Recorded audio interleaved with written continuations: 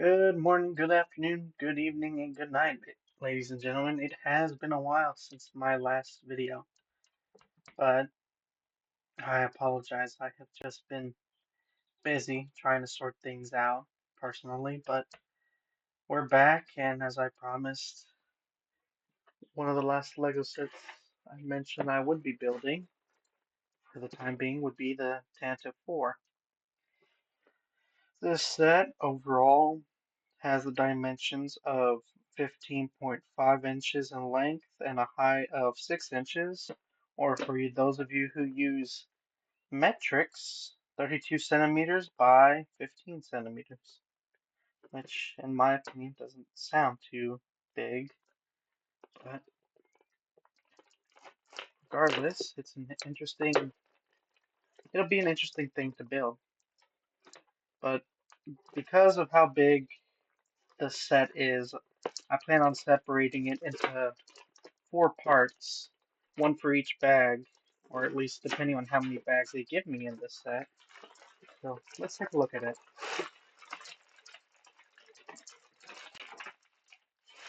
Let's see.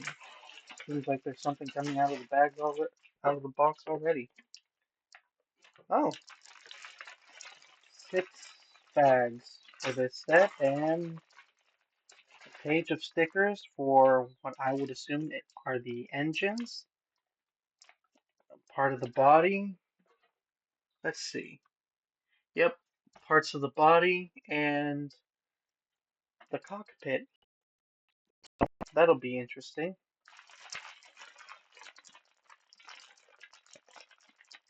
So let's start with the first bag. Well, move these out of the way.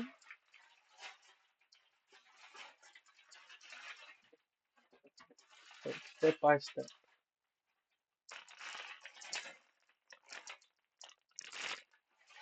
So it looks like these just come right out of the box. So starting with the instruction set, all that nice. Oh, it gives you some information too about the ship. Interesting. So I don't know if you would prefer I read it to you or not, but it says here, for many fans, the Tantive 4 was the very first Star Wars ship we ever saw. In the opening scene of A New Hope, under the guise of an ambassadorial mission, the CR-90 Corellian corvette, relatively insignificant in size and immediately dwarfed by the pursuing Devastator Star Destroyer, secretly carried passengers and intelligence vital to the Rebel Alliance. By the time Darth Vader threatened to tear the ship apart, we are already rooting for the underdogs to win. And what a journey this Rebel crew has taken us on. In celebration of 25 years of LEGO Star Wars, we launched this model as part of our new Starship Collection, a series of highly detailed display models perfectly sized for your shelf or desk. So, that's interesting. A lot more information on the ship in this book. Let's see, but I won't bore you with it.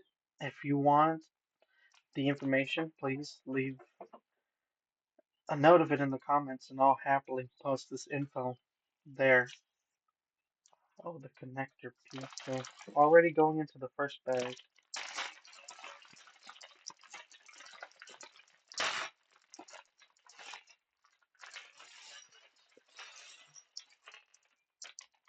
A smaller bag inside. Isn't that neat?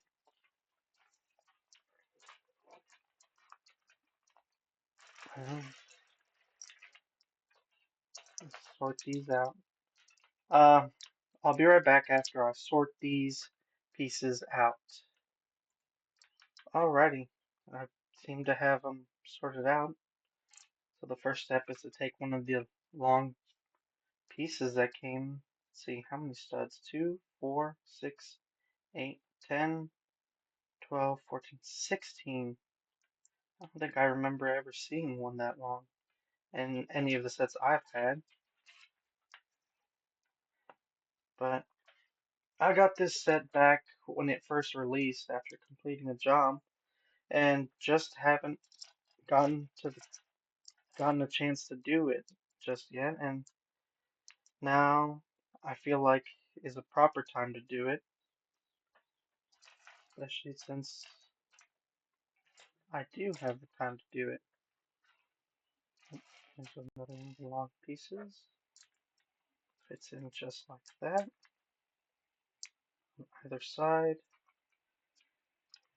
But what makes these sets so fun for me is the fact that I'm working with my hands. And that was just the way I grew up building. Most kids had Lincoln Logs or had other video games to play like Minecraft. And here I was, like what I like to say, the pre-Minecraft, building with Legos whenever, however I can. And it was the number one thing I always begged for during Christmas, just Legos under the tree.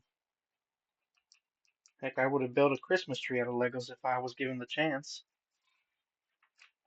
So, step 5 has it kind of looking like that, with hinge pieces right there on the, what I'm going to assume is the front, just a bulky back.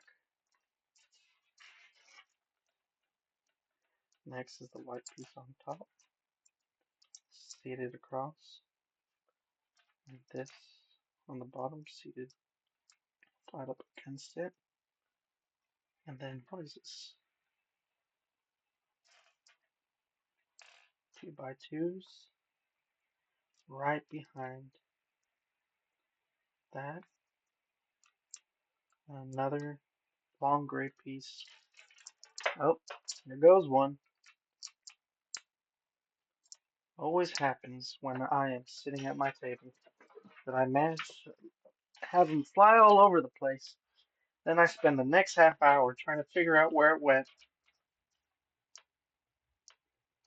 Okay. Then the wings go on the back here.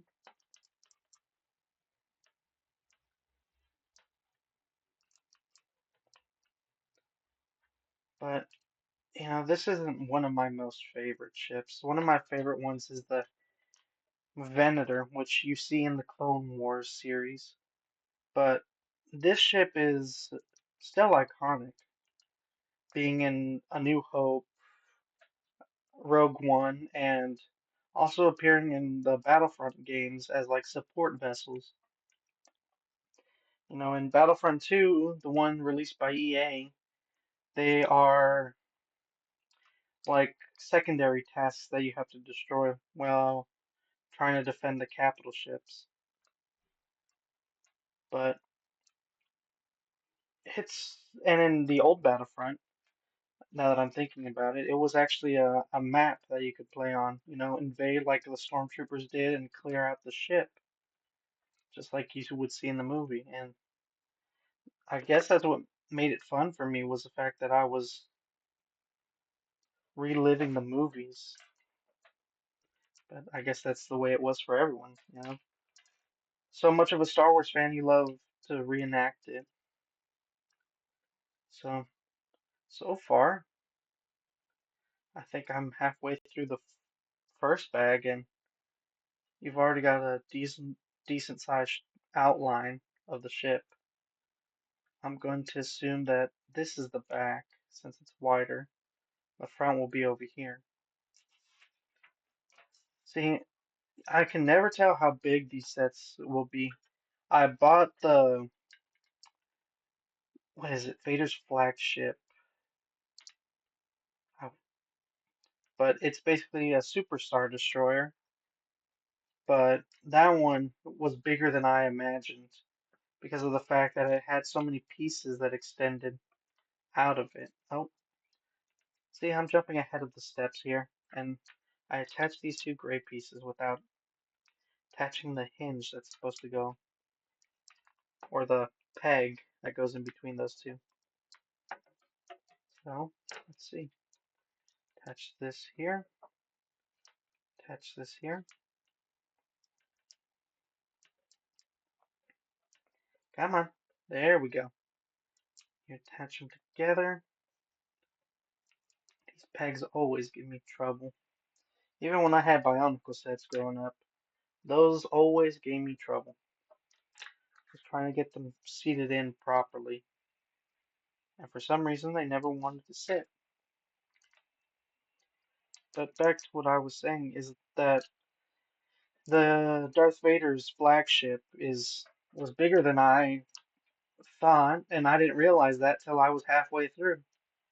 So who knows what those dimensions will look like once we're done here. Then we have hints of green in the ship. See, the one thing I love about all these miniature models is that they add some colors that kind of don't belong there, but maybe they're for some sort of special effect or feature that other people will take note of. And there we go. And then we have what is that, dark gray and blue piece that sit all along just about the length where we put those pegs. And they cover up the green and just sit flush with it. That's interesting. Oh, but I keep forgetting to mention, I think after this, after I finish all these sets, it might be switching over to some game stuff, and who knows? I would like to hear some thoughts of what you would like to see go up, since this probably won't be everything that I do. I've had some suggestions before, but it's what you guys would like to see. Uh, I mean, I could always do what I felt like was interesting, but I will always take ideas that you guys are willing to give me. After all, who knows? I might like one of them.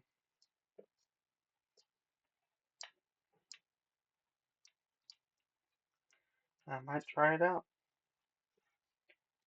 So that's the other part of the body.